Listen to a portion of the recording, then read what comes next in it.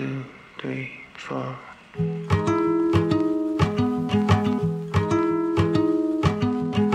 I know you needed me, but I needed you more.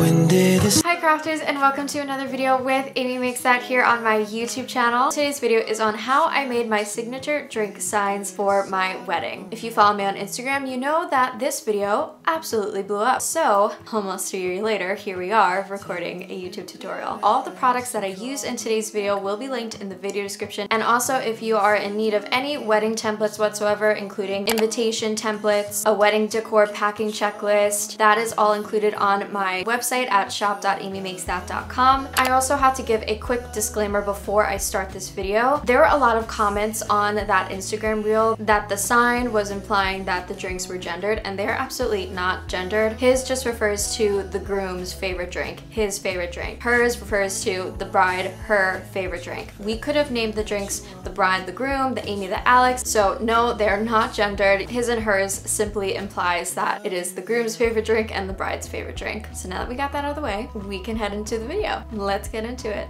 As always, I'm going to be working in Cricut Design Space to make our lovely design, and I'm making a template. I had to make a rectangle though. There isn't an exact shape for the little curved arch, so make sure that you are accounting for that extra space on the side. I'm going to click the text button and type out the word signature. This is in the font Athelas. I think I'm saying that right. This automatically came with my laptop and my computer. I do have a MacBook. I'm not sure about Windows users. Please confirm that with me in the comments if you do have this font. If not, I'm almost positive you can download it. And to get that nice spaced out effect, the letter spacing is going to get adjusted to 2.2, so I manually entered that in there.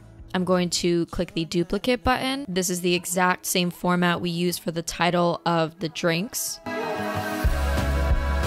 And we also made the font a little bit smaller on this because Signature Cocktails is the title, and the title should be the biggest size. We're using the exact same font, but in all lowercase, and I'm typing out the ingredients of the drinks. Here's where the story ends, so others may start. Moments together for a lifetime apart. The letter spacing is also going to be adjusted to 1, and I'm minimizing the size of that. And then I'm repeating the same exact step for the second drink.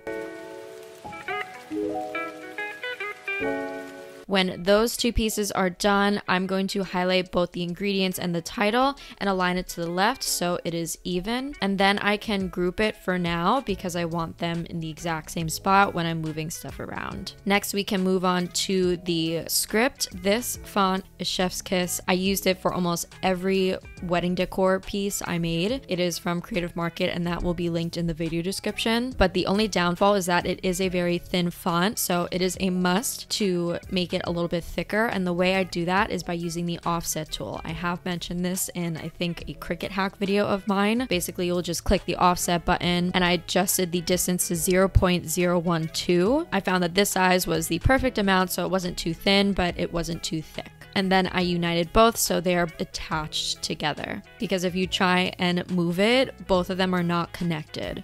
So make sure that they are united or welded. And then I again duplicated and repeated the same steps for the title of the drinks. Again, this is the bride's favorite drink, so I named it hers. I also added the offset to it as well, same sizing, and then repeated the exact same steps for my husband's drink, which again is his favorite drink. And then once again, I'm going to highlight the title and the descriptions and align it to the left so they are even. And then once I like where the spacing is, I'm going to group it and see how it looks on the template.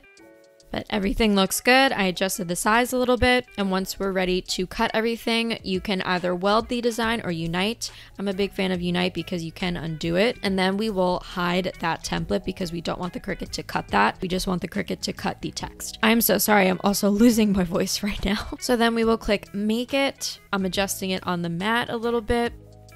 And then we will click continue, have it connect to our Cricut machine, and we are using adhesive permanent vinyl today. So I'm going to be using the premium vinyl setting Premium vinyl cuts it a little bit better in my opinion, and especially for a project like this, you will need to have a lot of patience and have a deeper cut because the words are so small. Then we will add the vinyl to our 12 by 12 standard grip mat, and don't be alarmed if some letters do fall off. Since we are working with tiny letters, I love to do the reverse weeding hack. I have mentioned this tip in my Cricut hack video, but basically you will weed the inside of the letters and then put transfer tape on immediately after instead of weeding the background. This helps the vinyl just stick to it better. So we will add a piece of transfer tape over the semi-weeded design. I will use my scraper tool and lightly scrape over that, and you want this to be a very even application. Then flip over the design and remove that paper backing.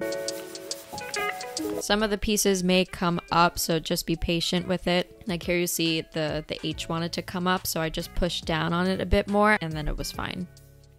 You're not heat pressing, I'm just using my mat so you can see it a little bit better. Now I tried to get a lot of the inside of the letters, but some of them are not weeded, so I'm going to finish the rest of that here. I cannot stress that reverse weeding will save you so much time. When I made my signs last year, I did not reverse weed and I had to recut this design at least 6 times. Once you have removed all of those little inside pieces, then we can remove the background. If some letters come up, just make sure you save that background so you can add them back on later. Otherwise, you can just recut a part of the design. But for the most part, everything stayed intact because I scraped it down really well. Now I'm removing the extra pieces that I didn't get.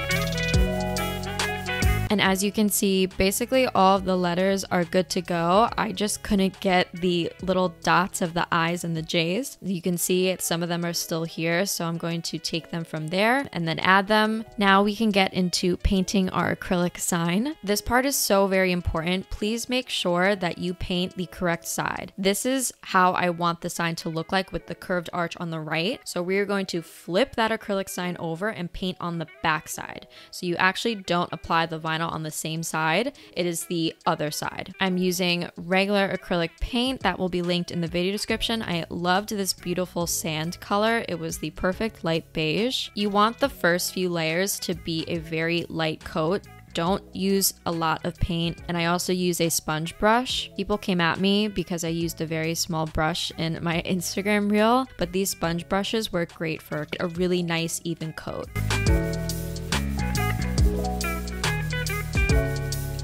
We'll let that dry for about 5 to 10 minutes and then go ahead and apply the second coat. Each coat I go a little bit thicker, and also make sure before you paint your next layer that it is completely dry.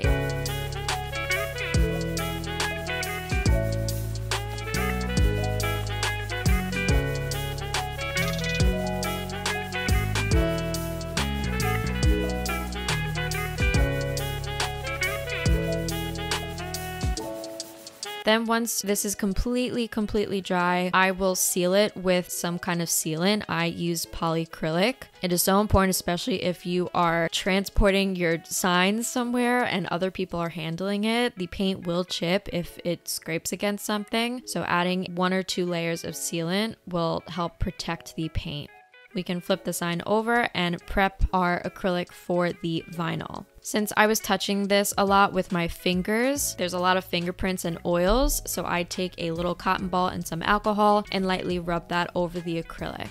Then we can take our vinyl from before, line it up on the sign, and press it down with our scraper tool. I usually go in a back and forth motion when I scrape vinyl down onto a surface, but for this project you don't want to do that. You just want to scrape it in one direction. Then we can remove our transfer tape and reveal our beautiful new wedding signature drink sign. And this is where I added the rest of the dots to my J's and I's. To adhere it a little bit better, I use my scraper tool to press it down.